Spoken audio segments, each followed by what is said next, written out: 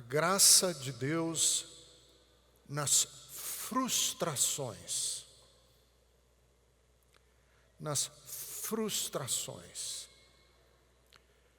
E eu quero convidá-los e convidá-las a abrirem comigo a Bíblia, se você trouxe, no Evangelho de Marcos. E a razão pela qual eu vou ao Evangelho de Marcos é porque são duas razões. Primeiro, porque o Evangelho de Marcos foi o primeiro dos evangelhos a ser escrito. Tanto Mateus como Lucas e como João se inspiraram no Evangelho de Marcos. Então ele é a fonte. O Evangelho de Marcos, ele tem uma peculiaridade muito grande que poucos leitores da Bíblia percebem. Eu próprio demorei a perceber. É que as narrativas de Marcos, o evangelista, elas estão pontuadas, marcadas por frustrações. Quantas vezes no Evangelho de Marcos, a Bíblia, o Evangelho, o texto nos mostra Jesus frustrado.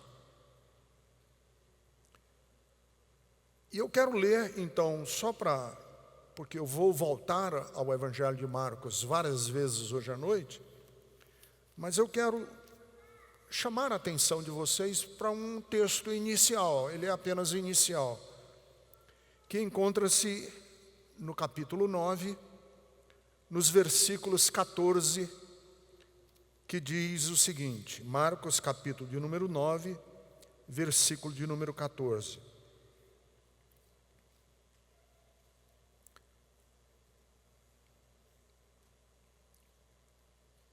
Então os discípulos, errei aqui, 9, estava em Mateus, versículo de número 14. Quando chegaram onde estavam os outros discípulos, viram uma grande multidão ao redor deles e os mestres da lei discutindo com eles.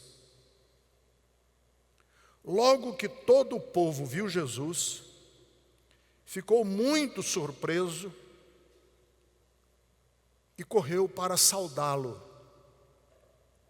Respondeu Jesus: o que vocês estão discutindo?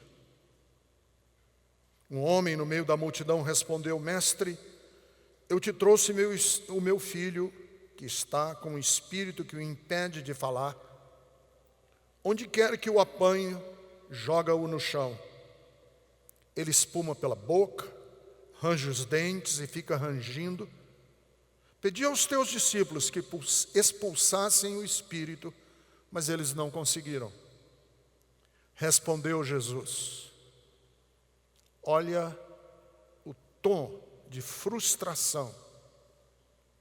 Ó geração incrédula, até quando terei que suportá-los? Isso é Jesus. Ó, frustrado. Minha mãe,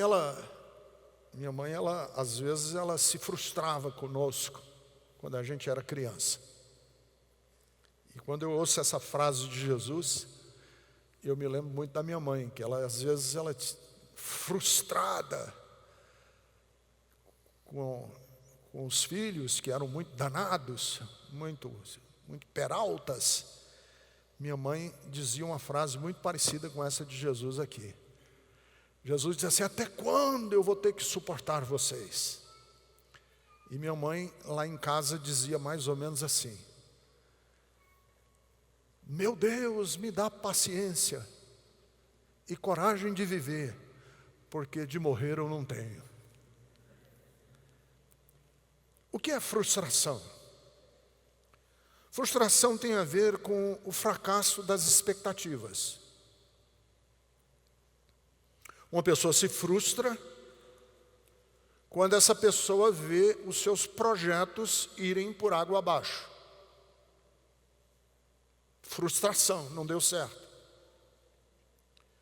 Frustração tem a ver com a impossibilidade de insistir nos sonhos. Quando você tem dificuldade de insistir nos seus sonhos, você se frustra.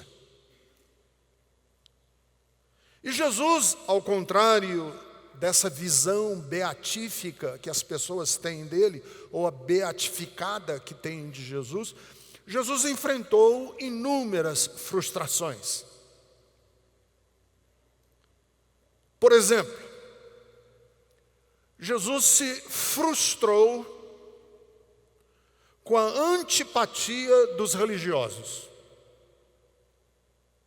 com a ignorância das pessoas, e se frustrou com a obturação de mente do povo em geral.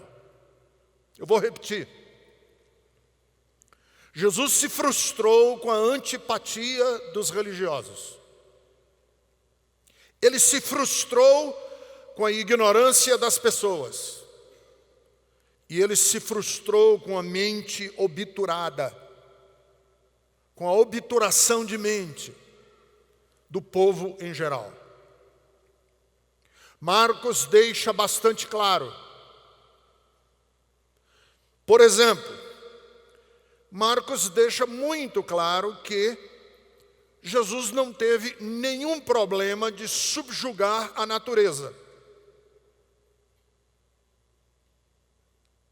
Em Marcos 4:35, Jesus diz ao vento e ordena aos mares que se aquietem. Diz ao mar: acalme-se, e o mar acalmou-se. Disse ao vento: aquiete-se, e o vento aquietou-se.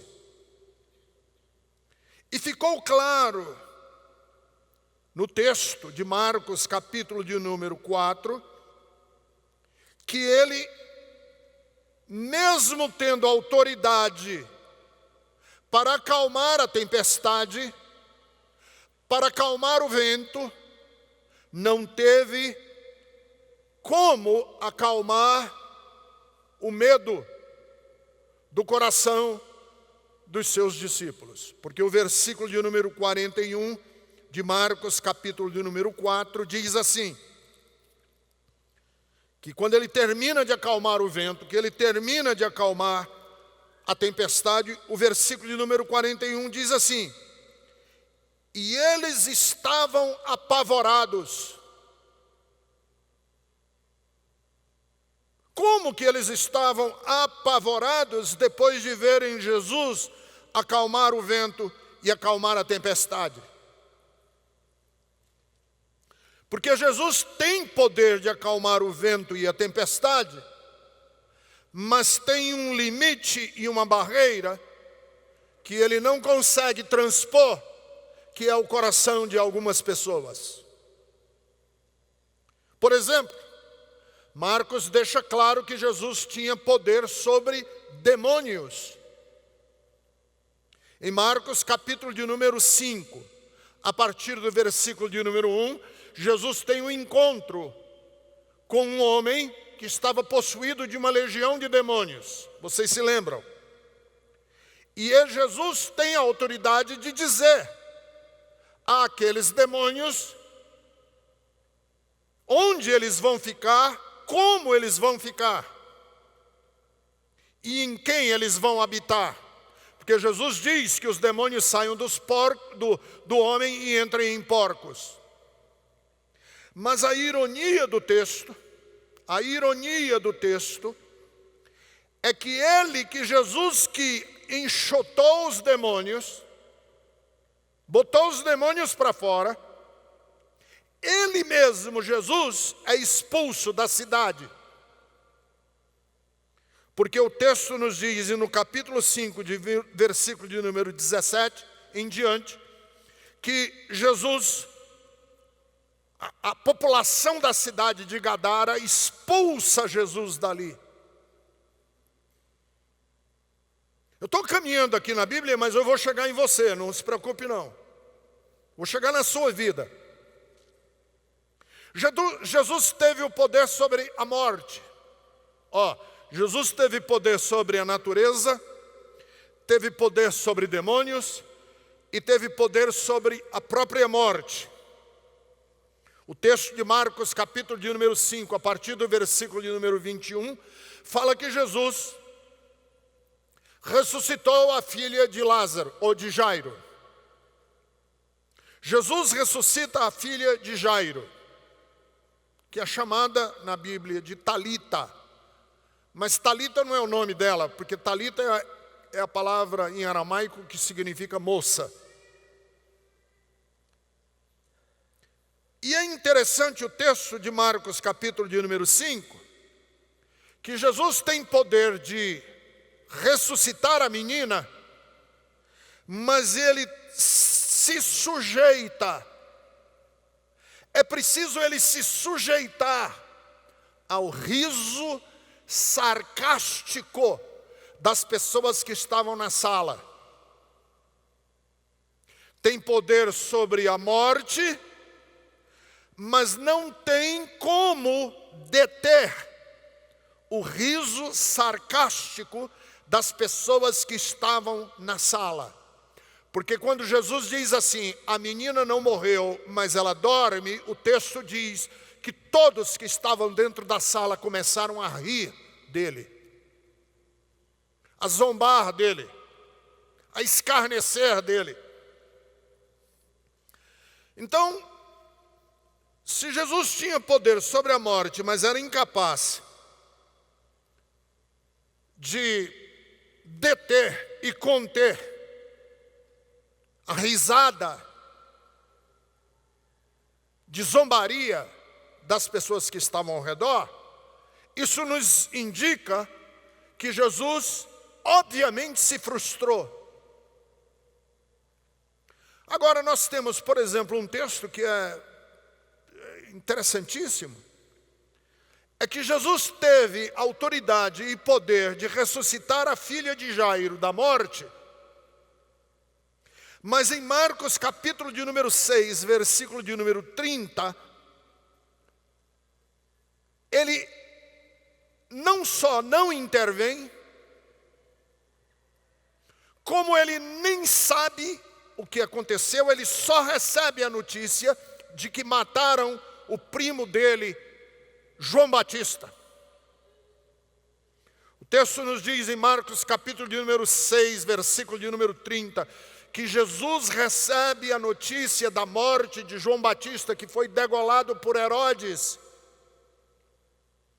E aquela morte desnecessária, injusta, cruel, terrível, a reação de Jesus foi: vamos descansar.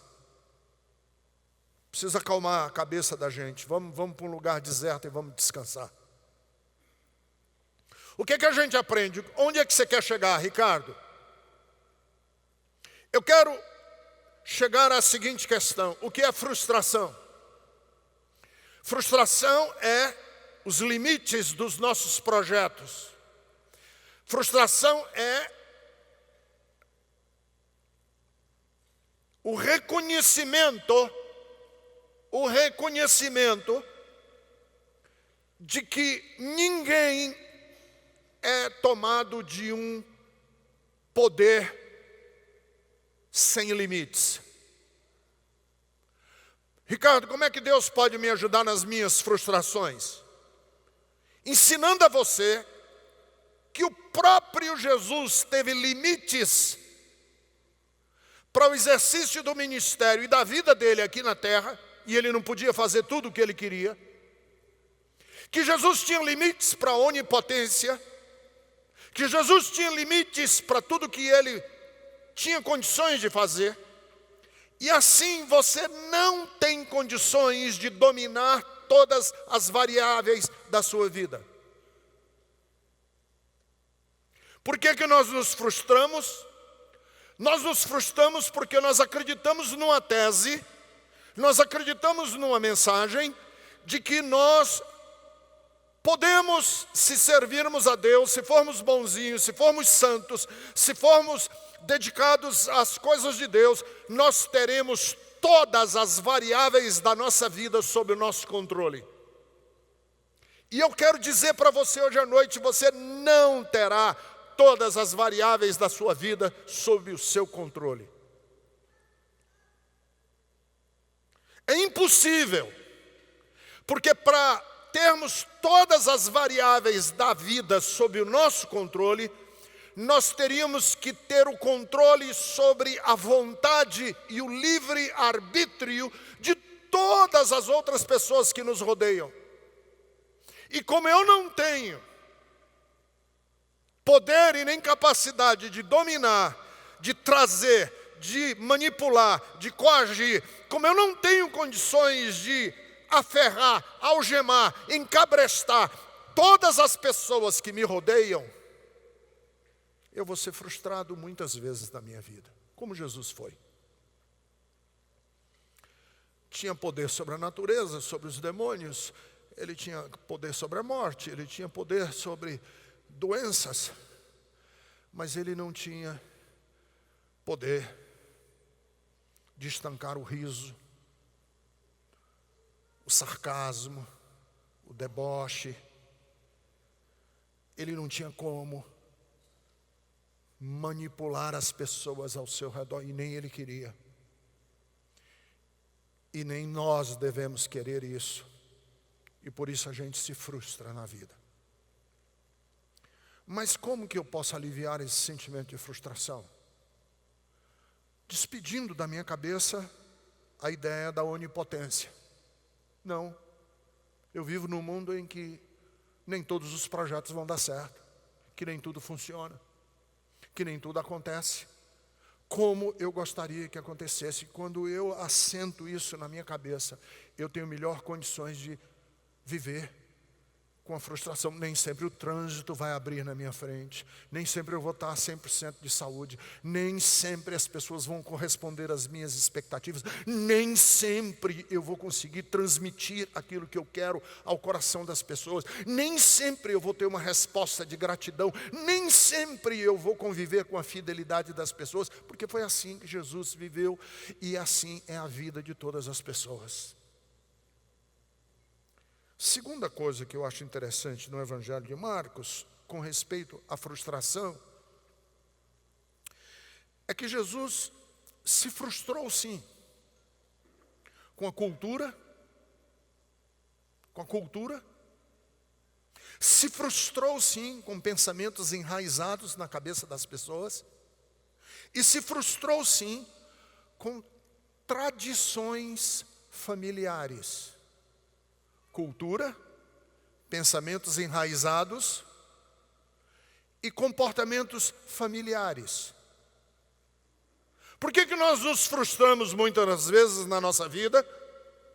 Porque nós temos que lidar com uma cultura, nós temos que lidar com pensamentos enraizados na cabeça das outras pessoas, e nós temos que lidar com tradições familiares.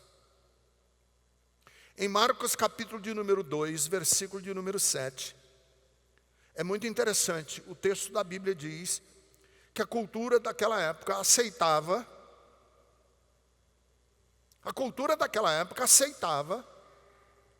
que Jesus tivesse poder de curar um doente. Mas a cultura daquela época não aceitava que ele tinha poder para perdoar pecados. Era uma cultura, uma forma de pensar. E aí Jesus diz, e aí ele fica frustrado com a reação das pessoas, porque ele diz a um paralítico: perdoados estão os teus pecados, e há uma contra-reação do povo enorme contra ele. E por que havia essa contra-reação enorme contra Jesus? Porque eles estavam dispostos, ao ouvir Jesus dizer, levanta-te e anda, mas não estavam dispostos a ouvir Jesus dizer, perdoados estão os teus pecados. Em Marcos, capítulo de número 6, versículo de número 16. Olha como é interessante essa coisa da cultura, dos pensamentos enraizados. Ele ensinava numa sinagoga. O texto diz que muitos dos que o ouviram ficaram surpresos com o ensino dele. E aí a reação do povo foi a seguinte: de onde vem tanta sabedoria? De onde vem essa capacidade dele de fazer milagres? Não, ele não é carpinteiro? Olha o pensamento enraizado. Transpondo para a nossa realidade, hoje seria assim: de onde vem essa sabedoria? Ele não é um peão de obras? De onde vem essa sabedoria? Ele não é cearense? Entendeu? Então, como é que... Não. Tem que vir de Higienópolis. Tem que vir dos Jardins. Não. Do Capão Redondo a gente não aceita.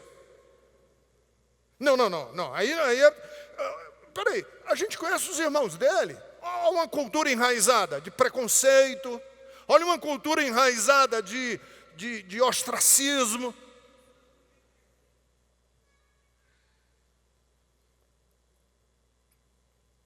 E aí o texto diz assim: e por causa dessa atitude, olha como é importante, versículo de número 4, de Marcos, capítulo de número 6. Por causa dessa atitude, Jesus não conseguiu fazer ali nenhum milagre. E o texto, a minha tradução diz assim: e ele ficou admirado com a incredulidade do povo. Eu acho que eu não modifico muito a Bíblia se eu disser assim: e ele ficou frustrado. Admirado aqui é frustrado, ele ficou perplexo.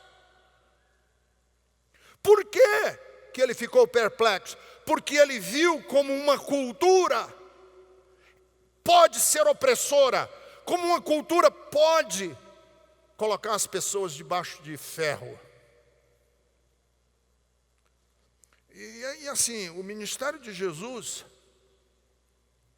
foi ter que lidar com tradições familiares, foi ter que lidar com uma religião que estava arraigada na cabeça das pessoas.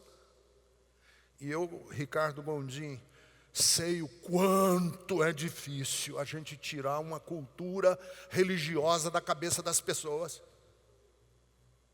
Como é difícil. E Jesus experimentou isso na sua própria vida. Porque muitas vezes, Jesus tinha que responder os fariseus que perguntavam para ele assim: espera aí um instantinho. Por que os seus discípulos não vivem de acordo com a tradição dos nossos pais? Por quê? Que os seus discípulos não lavam as mãos antes de comer? É uma cultura, é uma tradição, é uma forma de pensar que não tem muito valor ético, não tem nada, só tem o quê? Só tem a força de uma cultura e que as pessoas ficam repetindo e nem sabem por quê. E aí você diz: e aí, Ricardo, onde é que você quer chegar com isso? Você se frustrará na sua vida se você não levar em conta a sua família, da onde você vem.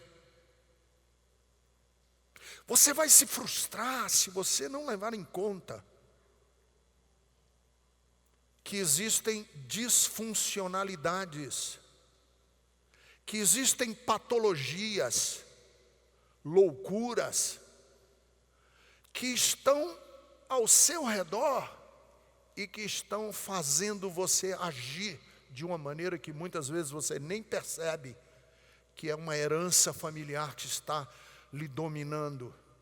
E enquanto você não olhar de frente para isso, enquanto nós não tivermos condições de fazer críticas à cultura brasileira, religiosa, a cultura social brasileira, enquanto você não tiver condições e nem estrutura de fazer uma crítica àquilo que você incorporou na sua vida e que você acha que é líquido e certo e que não passa de uma cultura enraizada na sua cabeça, você vai se frustrar, você vai se angustiar, porque você vai se deparar com um mundo que está o tempo inteiro em confrontação com você. E foi a vida de Jesus.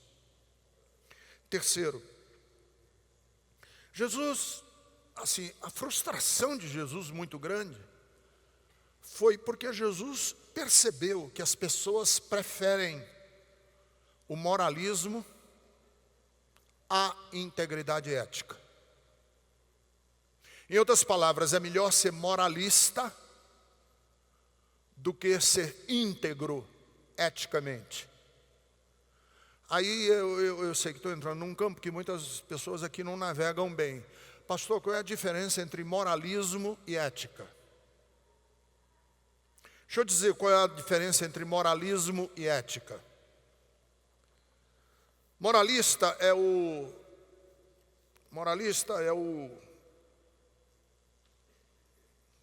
pastor evangélico. Moralista é o pastor evangélico que vai para o púlpito da igreja e fica falando sobre os pecados da adolescência e da masturbação infantil e de não sei o quê, e é contra beber vinho, e é contra cantar música do mundo, mas ele não tem nenhum critério ético que diga a ele que ele não deve receber dinheiro de corrupção de político. Entendeu? É um moralista. O moralista é aquele que sustenta um discurso que parece, num primeiro momento, um discurso muito correto, mas ele é pura hipocrisia e demagogia. Porque os critérios... Eu vi uma vez, teve uma época aqui no Brasil que teve um grupo de políticos lá no Congresso, isso faz uns 15 anos, 10 anos, era um grupo de políticos que recebeu um dinheiro de corrupção, parece que era na época da corrupção das ambulâncias. Eu me lembro dessa cena com muita clareza. Alguns políticos evangélicos desse país receberam dinheiro que era para ser designado para compra de ambulâncias e foi para a mão de políticos evangélicos. E eles estavam debaixo de vigilância da Polícia Federal. E a Polícia Federal gravou. E eles recebem o dinheiro, colocam o dinheiro numa mala, e quando termina de receber o dinheiro, colocam o dinheiro na mala e diz: vamos fazer uma oração de agradecimento a Deus. Isso é moralismo. E o receber o dinheiro é falta de ética. Entenderam? Os fariseus eram moralistas. O fariseu se preocupava com o dízimo que se dava do tempero que botava na comida. Os fariseus eram criteriosos. Quantos metros você tinha que andar quando saísse de casa? Porque se você andasse mais metros um pouquinho, era trabalhar no sábado. Os fariseus eram preocupados com as minúcias, com o tio, com C cedilha, que estava na letra da lei. Mas Jesus disse que eles por dentro eram como um sepulcro. E aí Jesus disse: e como que a gente sabe que as pessoas preferem o moralista, preferem ser moralista a ter ética? Por quê? Essa é uma pergunta. Por que as pessoas preferem ser moralistas e não éticos? Porque o moralista permite que você seja demagogo, seja hipócrita. E o ético tem que ser coerente com a vida dele o tempo inteiro. E ser coerente o tempo inteiro dá trabalho. E ser moralista, basta você ter um discurso bonitinho no púlpito da igreja, mas lá no bastidor, lá no fundo da fábrica, lá no fundo do quintal, lá dentro da cozinha de casa, você não precisa. Então os mestres da lei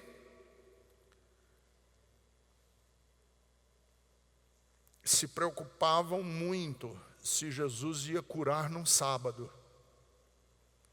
Mas eles não davam muitas pelotas que o homem que estava com a mão mirrada e que foi curado no sábado, e aquela mão mirrada que Jesus curou, é porque ele não podia trabalhar. Não é só curar, é devolver esse homem para o trabalho, para a vida. Não é só curar, é devolver esse homem para a sua dignidade de poder trabalhar. E os fariseus, ao invés de olharem Jesus devolvendo esse homem para a dignidade da vida, eles olharam, ele infringiu o sábado porque curou num dia de sábado. Então o moralista é aquele que prefere o caminho mais fácil do discurso, da piedade plástica, do pieguismo, dessa atitude que muitas vezes a gente vê nos meios religiosos, de frases muito doces, muito bonitinhas e muito bem arrumadinhas, mas que escondem as frases e essas atitudes, comportamentos que deviam ser coerentes no trato com a mulher, coerentes na ética dos negócios. Aí você, de novo, eu sei que você está perguntando, Ricardo, mas e aí, o que tem isso a ver com frustração? Deixa eu dizer, para não se frustrar na vida, saiba e reconheça que o caminho ético é sempre custoso, dá trabalho. Muitas pessoas se frustram na vida porque eles dizem assim, caramba, é trabalhoso pra caramba a gente ser honesto, é trabalhoso pra caramba a gente ser íntegro, dá trabalho pra caramba a gente ser uma pessoa do sim, sim, não, não. Dá trabalho, pastor, eu me frustro porque eu vejo o outro levando as coisas na maior facilidade. Então, para você não se frustrar, saiba o seguinte, é assim, o trabalho ético na vida da gente dá trabalho. A vida ética dá mais trabalho do que a vida do moralista. Mas Jesus não nos chamou para o caminho fácil. Jesus nos chamou para o caminho realmente mais estreito. Porfiai por entrar pela porta estreita, porque apertado é o caminho daqueles que andam com Deus. Quarto, Jesus se frustrou, se feriu, se magoou e morreu, porque a maldade não respeita limites. A maldade não respeita limites sociais. E a maldade sequer se intimida diante de instituições religiosas. Veja a ironia. Capítulo de número 3, versículo de número 11. Sempre, olha a ironia do texto, Marcos 3, 11. Sempre que os espíritos imundos viam Jesus, eles se prostravam e gritavam, este ou tu és o Filho de Deus. Os espíritos demoníacos. Mas se você, no capítulo 3 de Marcos, versículo de número 20, quer dizer, vai um pouquinho mais para frente, no capítulo 11, no versículo 11, os demônios dizem, tu és o Cristo. No versículo de número 20, os familiares de Jesus ouvem Jesus pregar e tentam subjugá-lo à força. Tentam subjugar os familiares de Jesus. Tentam prender ele numa camisa de forças. e gritam: ele está fora de si. Os demônios dizem: tu és o Filho de Deus. Os familiares gritam: tu estás fora de ti. E os mestres da lei? Isso são os familiares que dizem: tu estás fora de ti. E os familiares? E os mestres da lei? E os pastores? E os sacerdotes? Os sacerdotes dizem assim: o que ele faz por Belzebu. Este homem é o príncipe dos demônios. Olha a ironia do texto. Os demônios dizem que ele é o Filho de Deus, os familiares dizem que ele está louco, e os pastores e os líderes da lei, e os sacerdotes dizem que ele é Belzebu.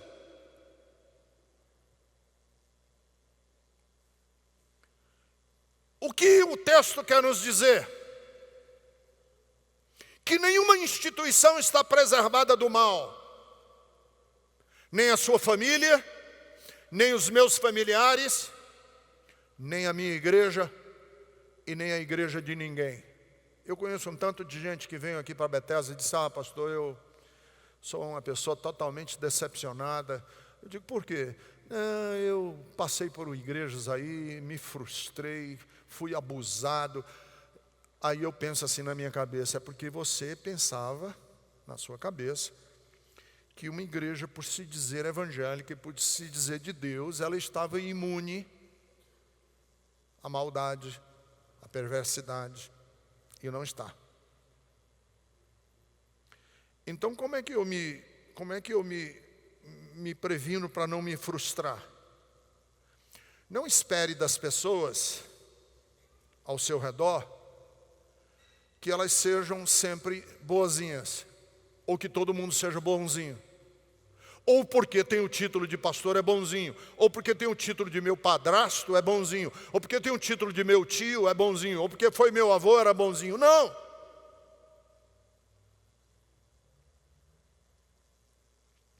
Porque Jesus venceu a frustração, porque Jesus olhou para as pessoas e ele viu que as pessoas todas tinham o potencial de fazerem o mal.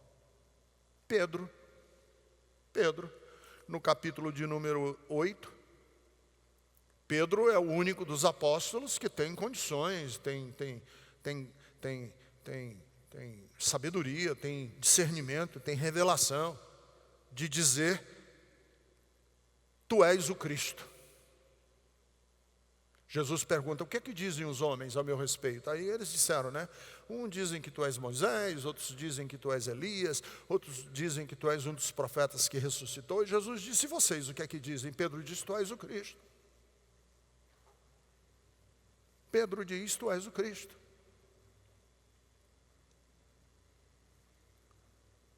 E um pouquinho depois, em Marcos, poucos versículos depois, não é 4 páginas não, poucos versículos depois em Marcos, quando Jesus disse: eu vou morrer, e Pedro diz: de jeito nenhum. Esse mesmo Pedro, que acabou de ter uma revelação maravilhosa sobre quem Jesus é repreendido, leva um pito de Jesus, leva um carão de Jesus que ele nunca mais esqueceu. Jesus olhou para Pedro e disse assim: para trás de mim, Satanás. O mesmo Pedro. E Santo Agostinho dizia assim: a igreja é ao mesmo tempo santa e prostituta. A mesma igreja é lugar de adoração a Deus e é antro, é covil de ladrões e salteadores. A mesma igreja. Na mesma igreja tem joio e trigo. Na mesma igreja, e na mesma família, e no mesmo escritório. Como é que eu me previno das frustrações que a vida pode impor para mim? É eu reconhecendo que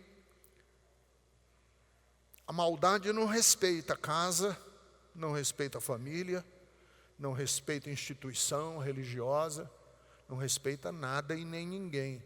Por isso que nós temos que o tempo inteiro nos vestir da virtude, da beleza, o tempo inteiro alimentar a nossa cabeça daquilo que é bom, daquilo que é louvável, o tempo inteiro está discernindo os espíritos. A Bíblia diz, o tempo inteiro, cuidado, Jesus disse, vocês sejam simples como as pombas, mas sejam astutos como as serpentes. O tempo inteiro Jesus estava advertindo seus discípulos, não sejam ingênuos, porque quando a gente é ingênuo, a gente se frustra, se decepciona, se arrasa, se destrói na vida. Então, como é que Jesus, como foi a vida de Jesus, Ricardo? Jesus, por último, eu quero terminar, se frustrou muitas vezes, porque ele viu como as pessoas, Jesus percebeu, como as pessoas estão presas a expectativas sobrenaturais. Jesus viu como as pessoas estão presas a resultados mágicos, expectativas sobrenaturais de como é que elas vão resolver os seus problemas. Em Marcos capítulo de número 8, versículo de número 12, o texto diz que os fariseus começaram a interrogar a Jesus. E Jesus estava dando respostas, como Jesus dava as respostas plausíveis, pé no chão. E aí os fariseus, para pô-lo à prova, pediram que ele mostrasse um sinal sobrenatural, um sinal do céu. E como é fácil as pessoas se frustrarem na vida, porque a gente fica esperando que para resolver os nossos problemas que são nossos e da nossa interioridade, e das besteiras que fizemos, ou das besteiras que outras pessoas fizeram para nós, ou que a vida impôs, ou as dificuldades, o tombo de viver, o desafio de viver.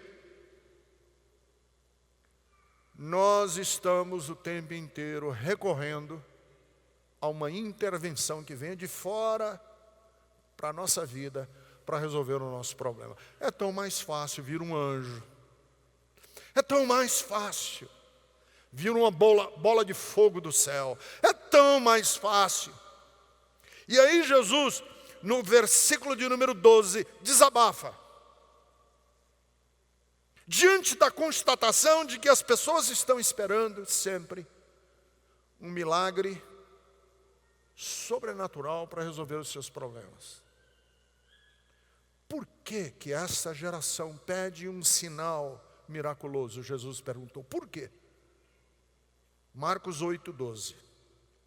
Eu lhes afirmo que nenhum sinal será dado. E se afastou deles. Está na Bíblia. Deixa eu dizer, querido, você tem um problema familiar, você tem que resolver. Você tem que mudar de vida. Não adianta, você vai se frustrar se você vier para a igreja e ficar aqui num culto de oração pedindo uma intervenção sobrenatural que resolva o seu problema. Você tem que tomar atitudes. Você tem que tomar decisões. Você tem que mudar de vida. Você tem que reorganizar a sua filosofia de vida. Você tem que reorganizar a sua história a partir dos valores do Evangelho. Porque se você não fizer isso, você vai passar o resto da sua vida orando, pedindo, implorando, suplicando, e nada vai acontecer de diferente na sua história de vida. As pessoas se frustram porque elas estão presas a uma expectativa de milagre que não vem de fora, o milagre vem de dentro. As pessoas estão frustradas porque elas são dependentes de salvamentos espetaculares. Elas estão precisando de intervenções angelicais. Elas estão precisando de uma intervenção sobrenatural para um problema que é estrutural, que é existencial. E aí se frustram e passam a vida frustradas, esperando o que não vai chegar. E a angústia de Jesus, diante da expectativa das pessoas, foi de que eles, na verdade, estavam querendo apenas sinais do céu, estavam querendo apenas a experiência estática, mas eles não estavam querendo meter a mão na massa da vida e levedar a massa e transformar aquela massa em pão. Eles não estavam dispostos a meter a mão na vinha e transformar aquela uva em vinho. Eles não estavam dispostos a transformar a argamassa e a lama no tijolo de uma nova casa e de uma nova estrutura de vida. Então, quando a gente mantém na nossa história de vida esses elementos, a gente se frustra. Mas Jesus passou por tudo isso para que, com o exemplo dele, nós aprendamos que é possível, com todas as potenciais de frustração, a gente viver uma vida bonita e bela. Porque se a gente viver essa vida na presença de Deus, o Espírito Santo de Deus vai nos ajudar a sermos uma nova criação de Deus no meio dessa existência caída, feia e perversa que nos rodeia. Amém? Deus abençoe. Vamos ficar em pé. Eu quero orar por você.